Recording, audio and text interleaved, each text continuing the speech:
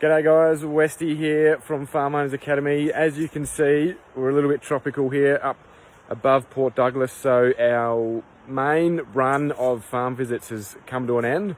So I just wanted to give you a bit of a rundown on a couple of lessons learned, I suppose, and what the Farm Owners Academy tour is up to. So as most of you know, we left very early January, so it's been about just under 7 months on the road.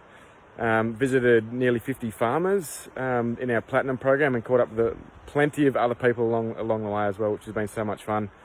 And yeah, so the journey ahead from here, just quickly, is I'm actually going to take a couple of weeks off now to go, and it might look like I'm on a permanent holiday, but I'm not. It's actually been quite busy and a lot of work, but a lot of fun.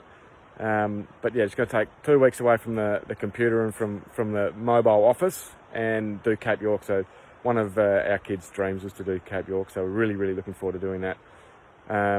Yeah, I've never been there. It's going to be busy, I think. Sounds like it's going to be busy, but it's going to be a great adventure. And then from there, we sort of make our way back to Cairns and then across to the Northern Territory over the next 3 or 4 weeks. So what are my lessons learned over visiting 50 farms across Australia? There's so many, and I'm really looking forward to sort of summarising this when I get a chance into a bit of a document, I suppose, like a Nuffield paper maybe. But far out, farmers are just so open to giving is one of my lessons. So we can sometimes get trapped in our own little bubble and try and work everything out ourselves, but I don't know, for me it's about just go and speak to as many, get outside of your normal social scene, I suppose. Go and Google farmers in different areas, and I don't know, get on people's websites.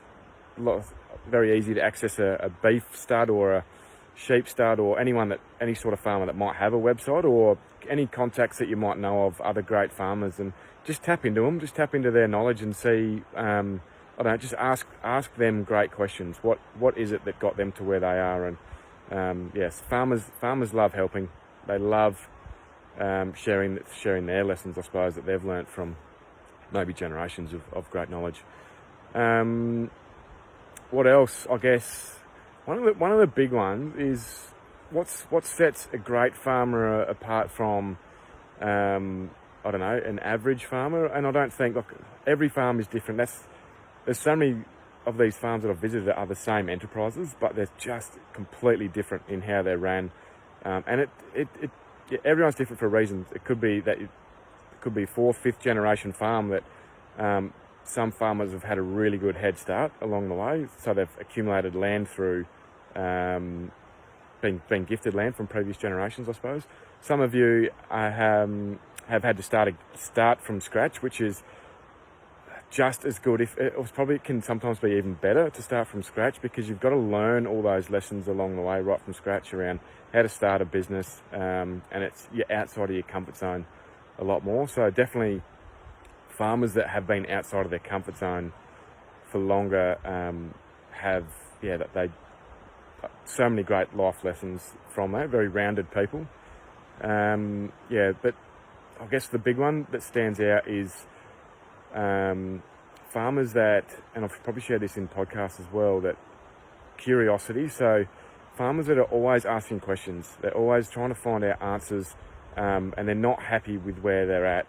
They're very happy with where they're at on an emotional level, but on a business and driven level, they're never satisfied.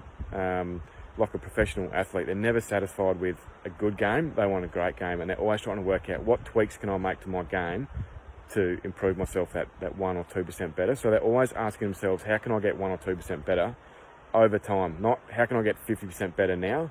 It's about how can I get 1 or 2% better this week, this month, this year.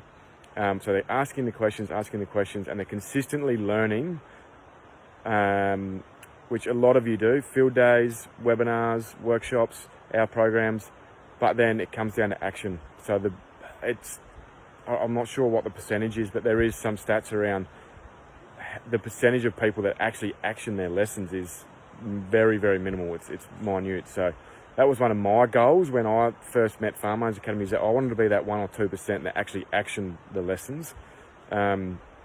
And it was a little bit overwhelming to start with until I realised that just patience and consistency. So coming back to that 1 or 2%, just consistently working day to day or week to week on the little things, and keep showing up. So instead of getting, if I could probably paint an easier picture, instead of getting bogged down in busyness, it's actually leveraging their own time to step back, make sure that they've got, sticking to the game plan, I suppose, is probably the easiest way to look at it. That professional sporting team, if they go out onto the field without a game plan, it's going to be a chaotic game and not a pretty game to watch.